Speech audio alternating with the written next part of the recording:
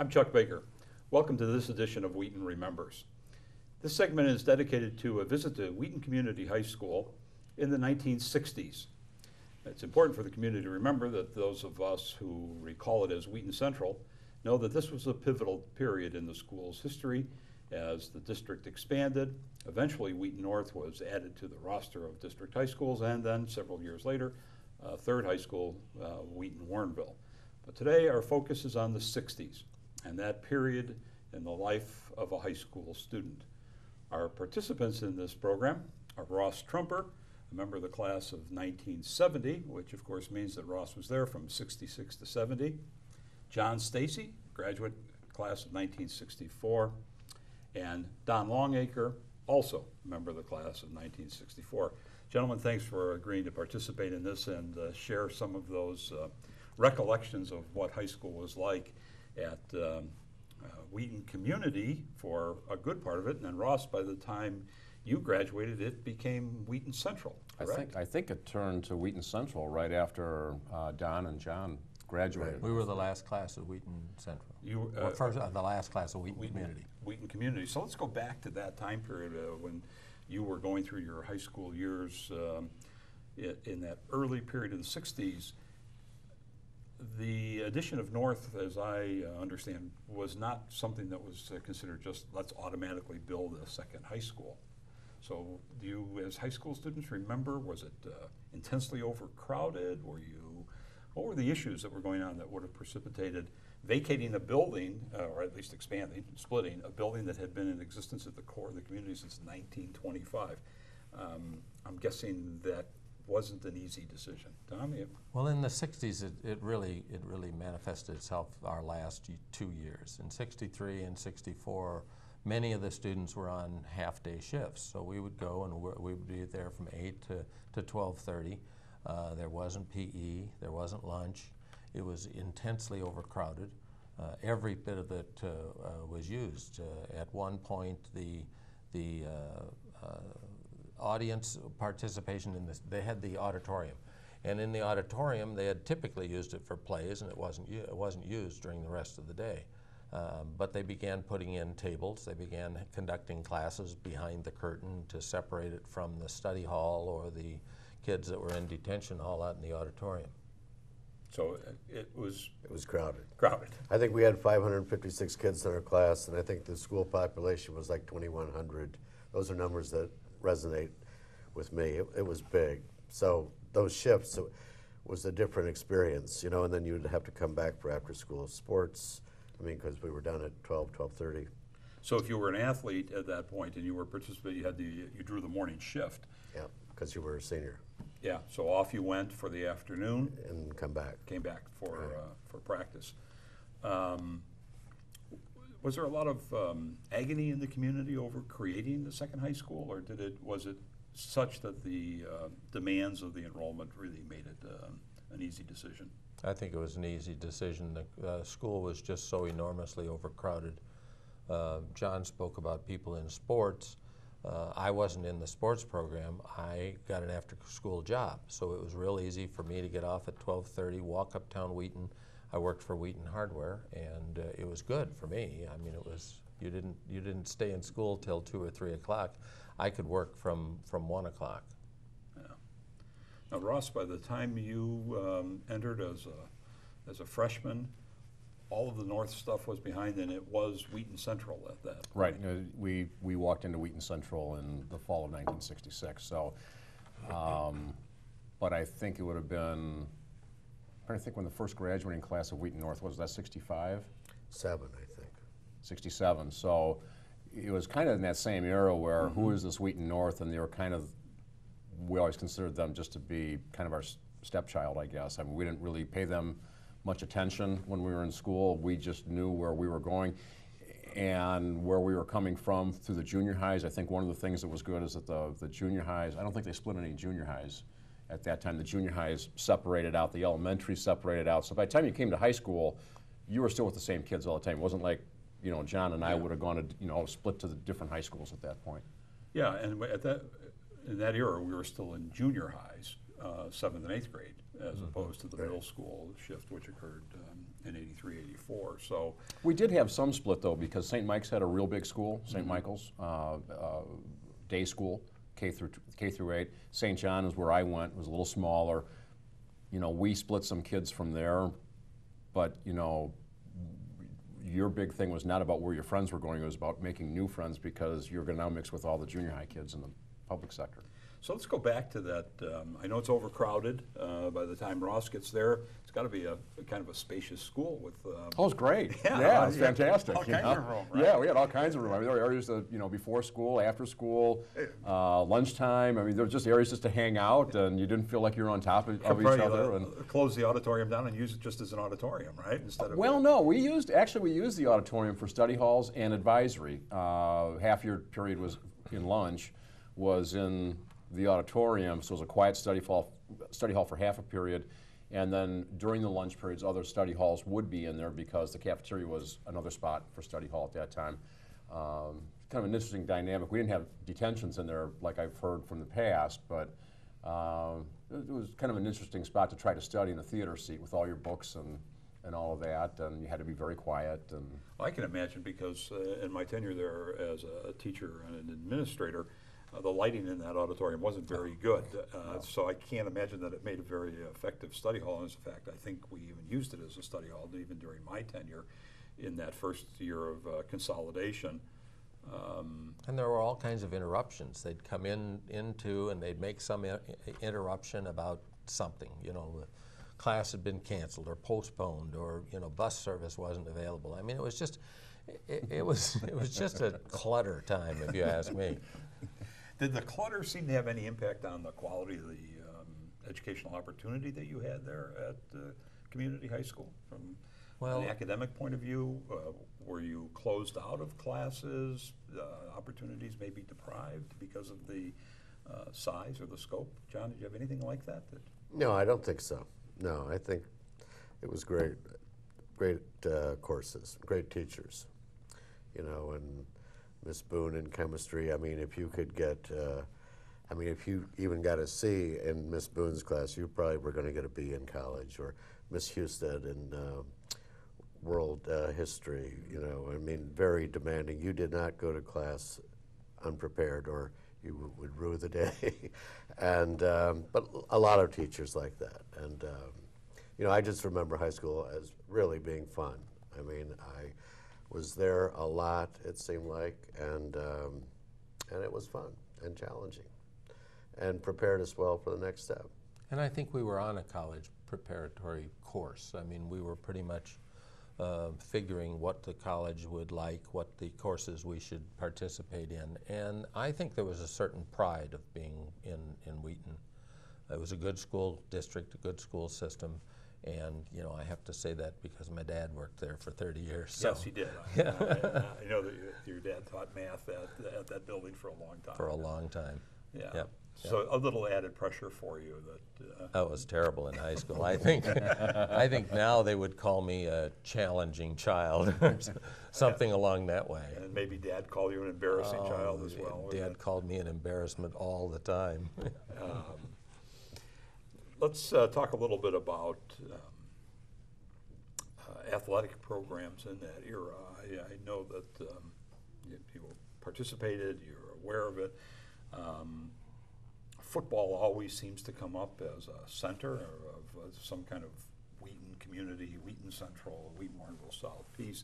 And our intention of this program is not just to talk about football, but it runs through in so many ways, going all the way back to the old Wheaton High School days. And I've heard stories from people over the years of massive crowds in the 30s and 40s for football. Ross, you and I were there at a time when football wasn't quite, it was on its way recovering back. But in your high school days, not just football obviously, but what role did athletics play in a high school student's life in the 60s? And the reason I want to focus on the 60s is that was also an era when we were going through some significant rebellion. That whole all-American kind of profile was beginning to slip a little bit, and the culture of young adults was shifting clearly with some of the social and political things that were going on at the time. So What do you remember about athletics, John? You know, Chuck, you know, the 60s probably were the heyday for Wheaton in basketball. We had great teams in 61 and 62, and on the verge of the Sweet 16. I think we lost to Morton West one year and maybe York the other year, but we had great players who went on and played college basketball at a high level. Jack Hutchinson probably still holds records at Bradley.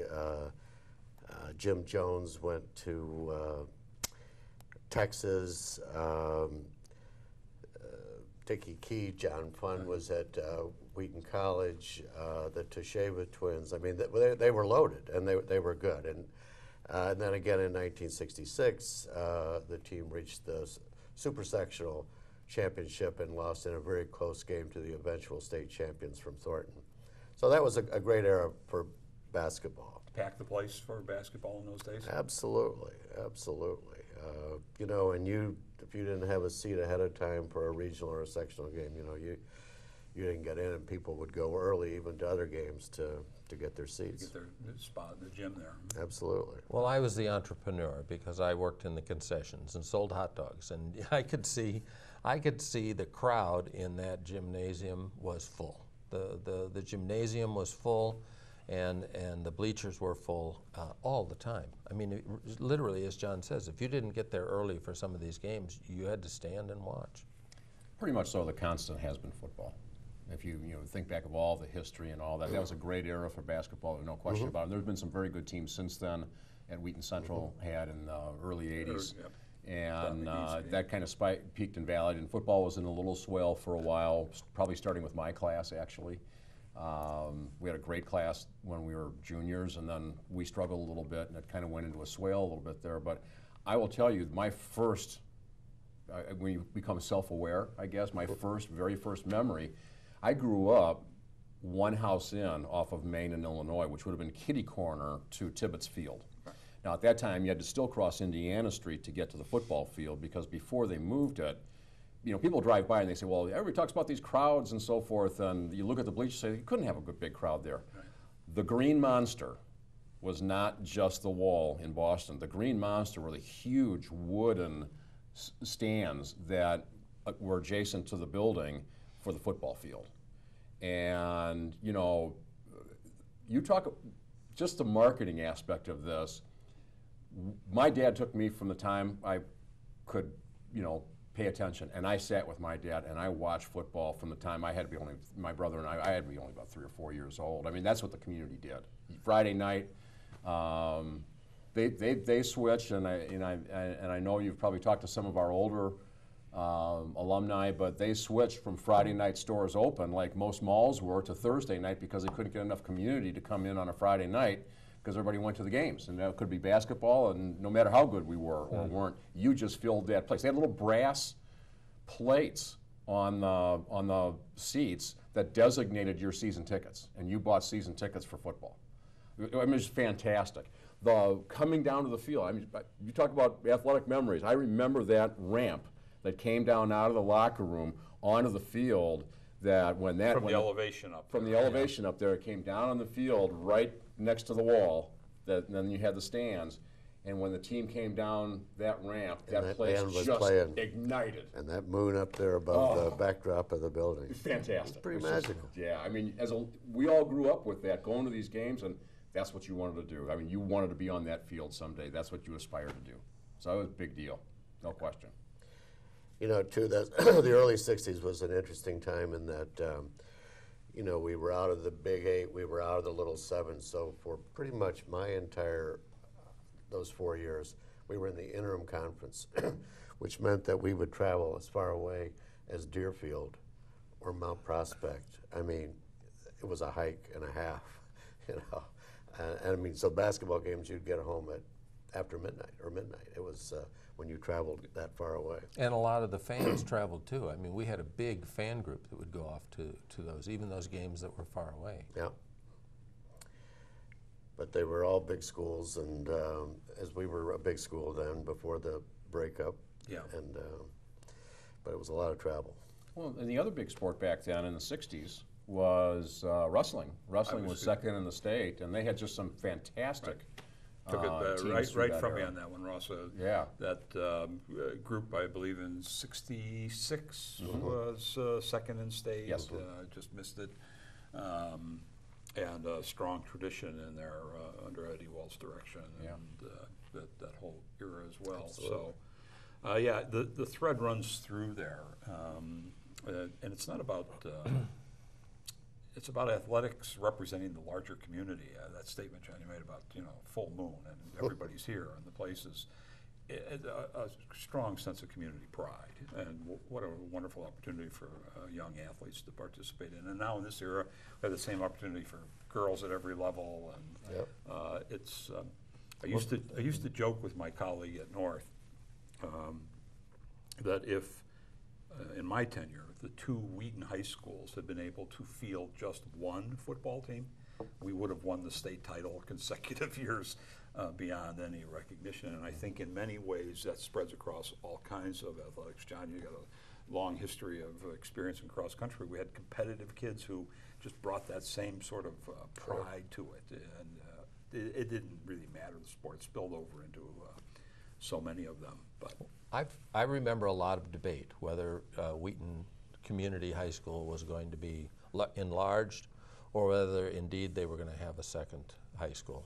And to me, it just kind of divided the allegiance and the community spirit, because they built this high school up on the north side of town, completely in the farmyards, completely in the fields. There wasn't anything there, and what they were going to do is bus kids from south of the high school up to that high school. And it was a bit of a, well, as we said earlier, North was a bit of a stepchild. It really was to Wheaton. in the early years. Yeah. And I think citizens would forget that image of the north side of town not being developed, that it's still kind of farmland out Right. there. And I am aware from some of my past research, even the location of Carroll Stream, apparently there had been some issue about annexing Carroll Stream into Wheaton at around that time, and it was, oh no, we didn't, we're not going to expand. Yeah. Well, you had already expanded basically to Carroll Stream with Wheaton Right. North, but nevertheless there was this this attitude. Now, we talk about the north side of Wheaton, but there was a south side of Wheaton, and there was another community instrumental in the history of this, and that's the Warrenville community. We talked about the role of Wheaton Community. That was its title. It was Wheaton Community High School before it became Wheaton Central as opposed to Wheaton North. And Warrenville students attended that high school as well. And in my years of experience, I've heard a number of stories about conflicts between Warrenville students and Wheaton students, but they always appear to me to get resolved when it comes to some athletic event that the two cities could combine to beat up some other city. It was okay, we might fight like brothers in between, but guess what? If we're going to play Glenbard, we'll all come at it together. Reflections on the experience of kids in Warrenville and how all of that in your era, because certainly in the older period, Warrenville kids came to the school on the train. By now, the districts are beginning to consolidate.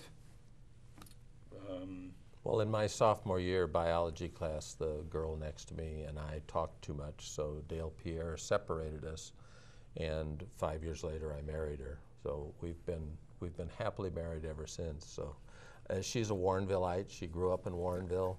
Her whole life, she still has positive images of Warrenville. Her parents lived in Warrenville for 40 years after that. And the trouble with Warrenville always stemmed from the fact that it was Wheaton Community High School, and there was no identity of Warrenville there. The high school now has Wheaton Warrenville, and that's better. I think one of the struggles in our era was Wheaton and Warrenville, but really it was about the athletes and what were called the hooligans of that day from Warrenville. That's what they were known as, and I think the biggest thing was the athletic piece of it. That was tough to bring Warrenville in because transportation was hard.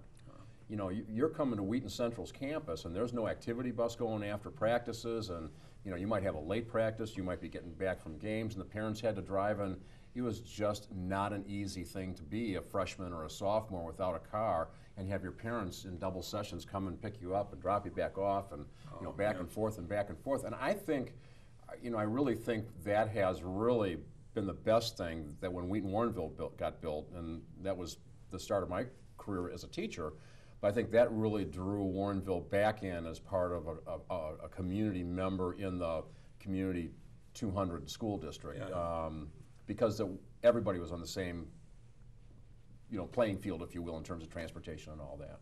When you talk about the railroad, you know, the Chicago, Roar, and Elgin ceased passenger service in the late 50s, and so it wasn't there anymore. It ran from downtown Warrenville to downtown Wheaton, and it was a 2-block walk from the high school, from the train station to Wheaton Community High School. So that went away, and then you had to worry about, well, if I take an after-school sport or activity, how do I get home? I think it's a tribute to a lot of people, civic officials on both sides, and overall that in some cases when we bring this issue up, they ask, well, what issue are you talking about? Well, hasn't it always been this way? And it hasn't. And at least a couple of us at this table went through it in the 80s when it really got ugly in terms of what the we had our share of fights and so forth. Sure, but I will say this: there's a lot of my classmates that we were all great friends. They were from Warrenville or Wheaton. It just didn't matter. But it was just about the groups like you still see, and it was a little of one-upsmanship. And you know, there's usually a girl involved. You know, we love the girls from Warrenville. You know, so there's usually a girl involved in that whole scheme of things. Well, let's talk about that social aspect for a minute. We're recording this right at the height of high school prom time, and one of the things that obviously, if you pay any attention to the media, they've been hyping this issue of prom costs this year, at nearly $1,000 to attend the prom. If you went to the prom, or you know people who went to the prom in your era, you think it cost them $1,000, John? I don't think so. I can't speak from experience. You know, I took a pass both years and went to state competitions, but no, I'm sure it was nothing like now. Was the prom in the school or off-site? When do you have a recollection of that? Two of them were that I recall were in the high school. You know, there was the main gymnasium, and then above it was the girls' gym. And they pulled the wall across, and then they would decorate that, and you had an access into the main gymnasium. And it was held there 2 of the years that I remember. Was yours held? We went to some golf club. I have no idea where it was. You know, prom, I think back in those days, it was, well, it's not financially, as nobody got limousines, and, you know, you drove in whatever car you could. You had 3 couples in a sedan, you know, all in formals and a $4 corsage. And a $4 corsage, and you went to the country club. But it was always that big stressful thing. I think more kids, and I think that's still true today, it's the build up to the prom is that big, huge event, especially your senior year. More breakups happen at the prom. I just remember all the arguments and going. We went to a friend of mine's house, lived on Hawthorne Lane behind Chicago Golf, beautiful home. And I remember more arguments. That's what I remember about prom, just the arguments after prom. Tension.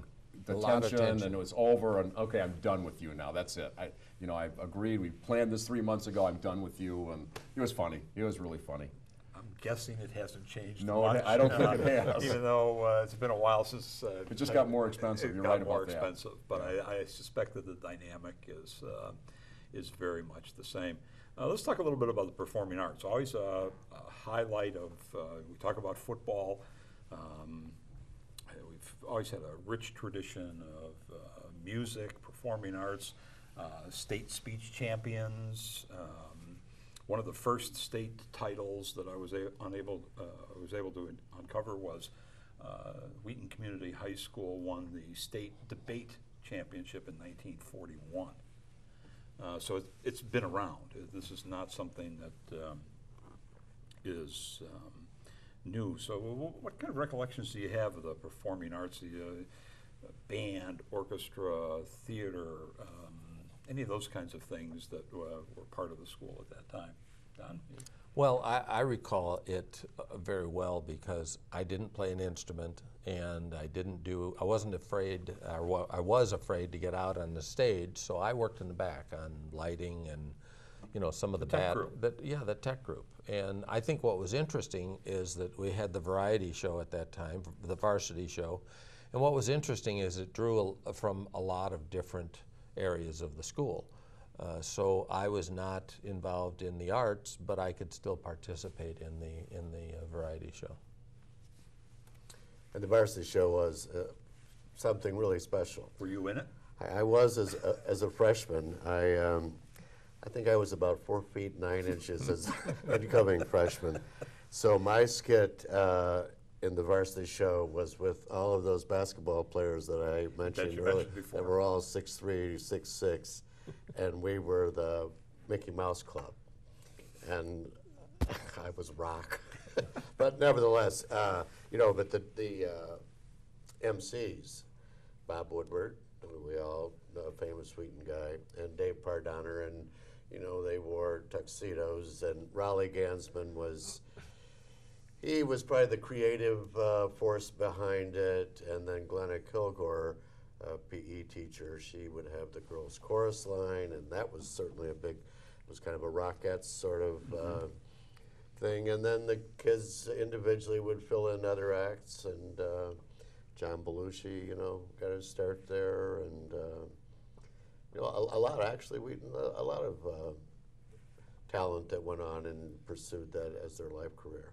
Yeah, I've never ceased to be amazed by the level of talent that comes out of these communities consistently. It just always seems to be there, and the school has provided a vehicle for that to mature and perform and so forth. But we took a lot for granted, though. I mean, Mr. Sweet with the marching band program, I thought did a phenomenal job. I mean, as I've gone through a lot of schools now in my professional career, you just can't take those things for granted. And he was just phenomenal. I mean, our band was great. You just enjoyed it. As a little kid, you halftime, you look forward to the band. You didn't go get a hot dog necessarily. The band's going to play now. We're going to see this. But the other part was on stage. We had some great stage presence. I was right between John and Jim Belushi. So I saw performances in the hallways from John, who was, his forte was obviously improv. And we saw a lot of the same stuff on Saturday Night Live that we saw in the hallways in the Wheaton Central, that open area in the center of the building and the middle staircase area. Jim, on the other hand, was much less improv in high school, but he had a presence on stage, even as a sophomore in high school. I remember him in Sound of Music. I can still see him, I can visualize him and still see him on stage. I forget the character's name, that's the crazy sailor guy, but he sang a song, had an open shirt, and somebody had done a pen and ink of a sail ship on his stomach, and he was a little pudgy, kind of like I'm getting now and all that, and he could roll his stomach to the song when the storms were part of that song. He was hilarious. was it South Pacific? South Pacific. South what did I say? Pacific. Yeah, you said Sound of Music. No, South Pacific. So he was one of the Pacific. sailors. He was one of the sailors in that, and he was just phenomenal. And there have been numerous actors from that era. Dennis Dugan. Jim Sartorius. Yeah. I mean, it was just the performing arts were fantastic. Well, see, and I think take for granted is a perfect example, the perfect word for it, Ross, because other schools, and I understand suburban schools certainly, but they don't have that rich thing. You talk about a high school doing South Pacific in the late '60s. Yeah. There are production costs. It requires a big cast. You're going to have a program that can be rooted on some very solid foundations to be able to do that. And that varsity show performance, those kinds of things. And those traditions are still there at both high schools. You can go in and see some things that you just, wow, these are high school students doing this. Some remarkable stuff going on that's been around for some time. So the varsity show was recorded and it was pressed on a record. And really? then afterwards, the records were sold as, as again trying to do a fundraiser. What's a record? A lot of, I mean, if you took What's music a lessons, you were on phonograph? stage playing a grand piano. Yeah. Your recital was the varsity show when you were in high school. Now, our class must not have been that talented. We had a varsity show, but I think it was the first year that they started what they called a senior men's fashion show. I don't think they had that back in your era. No. So we didn't have any talent, so the girls got to dress up the boys. Oh, okay. And then we had different female roles and different skits that we would do, and that was a disaster. That was really bad. In your era, Ross, was I know you're a little before it, but did you have any sense of female athletics starting to emerge in that period, or was it still primarily dominated all men's deal? It was still all men's in 1970. I don't even recall having GAA. Back then. I don't remember our girls participating in it. The GAA thing, and they would play maybe field hockey out in the front circle. I recall right. That seemed to be the activity. Well, you just look at the high school. It was called the boys' gymnasium. It had the bigger basketball arena and the stadium seating, and then you had the girls' gymnasium, had no seating. Really, all it had in it was basketball hoops. There was really nothing else. And that's the upper level that you were talking about. Yeah, that's the upper level. The Kale gym was added, and the Yes. It turned into a gymnastics gym eventually. Right. That's what did do it. Okay. Let's talk a little bit about the social and political stuff going on in that era, though. Okay, so we're a little before the women's movement in your high school tenures, but we're certainly not before the civil rights movement, and certainly an escalating issue, particularly in your years there, Ross, of conflict in Vietnam. Did it find its way into the school? Let's start, Ross, with you in the Vietnam era. Did there seem to be a sense of emerging radicalism? I mean, that's way too harsh a word. You know, there were no protests or anything about it. You know, Wheaton was very conservative in the day, so, you know, and our parents were pretty much from World War II and conservative in town. And so I think, at that era, at that point in time, there was, I think, much more support for what was going on in Vietnam. I think it emerged a little bit after that. Plus, we were predominantly all college bound, so we all got the 2S deferment. So we weren't as worried about it, hoping that the war would be over in the next 4 years and we wouldn't have to, you know, be sent to the Southeast, but knew that would be our duty if we were. But so it wasn't a real big thing for us at the time. I remember that emerging more in college when I went to college. Yeah. So in '64, was there any sense of some of the kinds of civil rights issues, or was Wheaton, in a sense, isolated? I don't mean isolated. I don't think Wheaton was isolated. We had a number of black students in every class, but I don't think people even thought about it. Yeah, that was we didn't even think but about it. locally, I don't think it was. Wasn't a player. No, and a non-thought, yeah. I think Ann Dryden, a black cheerleader, a year after me, she graduated a year after me, but was a varsity cheerleader playing sports. Ann was homecoming queen. George Murray, in my class, was a wrestler. He was homecoming king. Kenny Key was another black athlete. So, you know, Chip Key in my era. We never gave it much thought. And again, when I went to college and there was all this uprising about stuff, it was interesting to see because there were some classmates of mine that went to the same college, some black classmates, and they kind of fell in with the other group. And I said, "What are you doing? You grew up in Wheaton. You know, your best friend was homecoming queen, for goodness' sake. How can you say all this is depriving of what's going on?" The reason I brought up the Vietnam thing, right around that time, James Howard Monroe, a graduate from there, was killed in Vietnam, eventually awarded the Medal of Honor. And I wondered if well, Kent State was right there, I think, I think, you know, but maybe in this.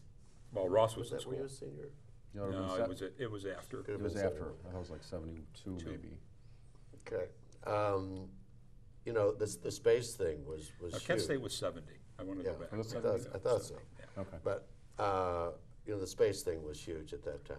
And I distinctly remember sitting in class and they played over the PA system, I think Alan Shepard's first, just going up into orbit. Oh, the first You know, suborbital. and actually, I think they played. I remember maybe more than once listening. Oh, I think school came to a halt, and you listened to these archival tapes that we listen to now. I still get a thrill out of going back and listening to some of that. But we sat in whatever class it was. I mean, you interrupted the class, stopped, and listened to this live being broadcast over the radio.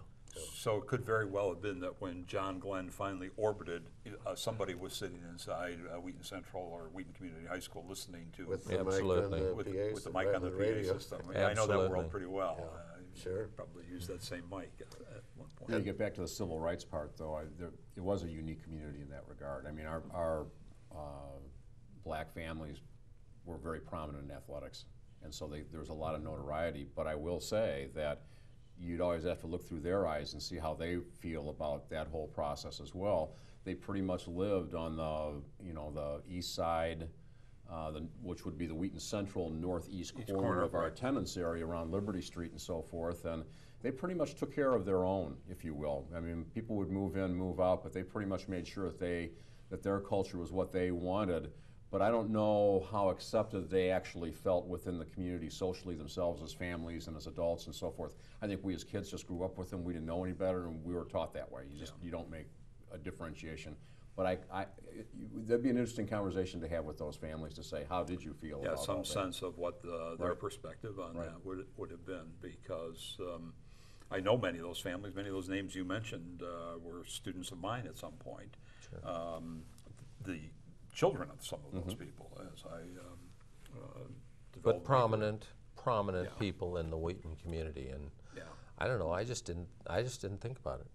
I didn't either. Didn't think about it.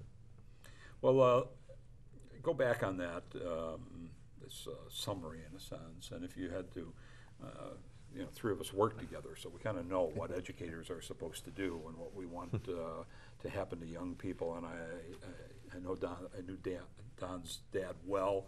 He used to pop in when he retired from Florida and give me a hard time about my pastime.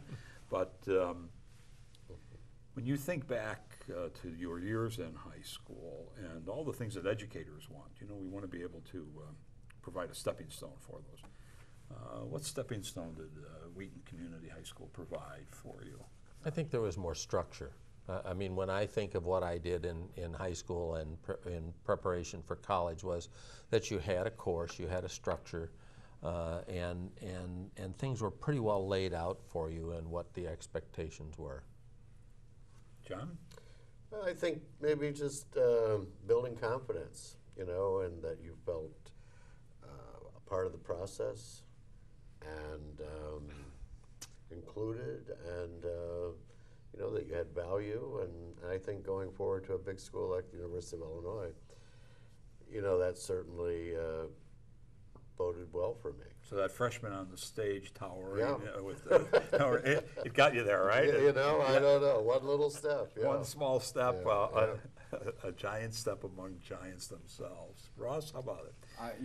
Obviously I'm an educator as well, and I knew I wanted to be an educator, a teacher, since I can remember being in school. But our teachers and coaches were phenomenal. I mean, that experience was just an amazing experience. I loved going to school. I never had Don's dad as a teacher, but he knew who I was, and I talked to him all the time. One of Don's brothers was in my class, and I had phenomenal teachers, and they were just plain, and a wide variety of personalities. From Sylvan Rembold to your dad, to a Howard Barnes, to an Alice Boone, there just a wide variety of approaches to it, and they were all good. But the big thing was our coaches. I think and not just because they were your coach, the coaches in the building had such an influence on us as well to do the right things. Out of the era, out of the 60s, out of our 60s era, there were 5 athletic directors, all in suburban high schools, all at the same time from Wheaton Central High School, and it was when we all credit the influence of our teachers and coaches that's what we want to do. We saw, a greater good out there, and I would say I did learn that at Wheaton Central High School, that there is a greater good about what you do. Our teachers all promoted that. There was something more than you. You're a part of something better. Out of that, and what is still true today is my classmates and I, a whole bunch of us, anywhere from 12 to 20 of us, we have Father's Day pass. We go fishing up in Wisconsin, fishing and golfing up in Wisconsin together. There's 5 couples, sometimes 6, but 5 regular couples. We're in a dinner party every other month. We get together, and we're all classmates.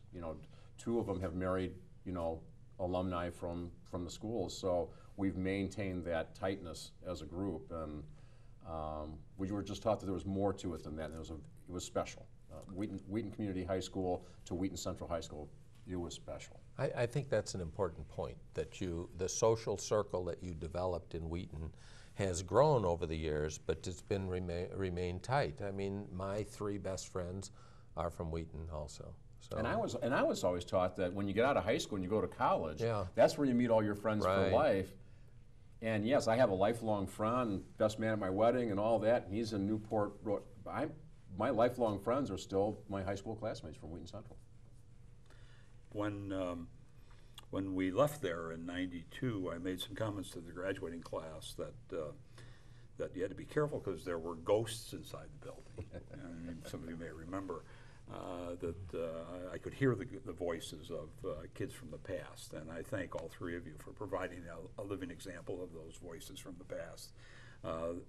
If the building disappears, what it stood for will not, and I think that's what I certainly hope we've learned as we talk about what a school. Yes, it's a building, but what happened inside that building and what people take out from it. That building was very important. It's an icon of the community, but a school is not a building, it's about people. I want to compliment you on the job you did as building principal to take that community of people and move it south. You did a phenomenal job. That has to be a tremendous career. That has to be your career highlight, to make that happen and make it happen well. I'm just wowed by how you did it and how it was. I had 2 daughters go to your school, as you know, and the experience was fantastic, and it was smooth. It was done well. So credit to you for making sure that the culture of Wheaton Community High School to Wheaton Central is still there at Wheaton Warrenville South High School. The Tigers are still there. Thank you, Ross. I appreciate that. And I certainly hope that you enjoyed this segment of Wheaton Remembers. My name is Chuck Baker. I once again want to thank Ross Truemper, John Stacey, and Don for coming in and chatting with us. And Don, we didn't bring up your dad as much as we should, but you know what? I'm sure that he's watching all of us and proud of everything that his school became, and I'll bet he even gave you a few breaks along the way. But again, gentlemen, thank you. And once again, thanks for viewing.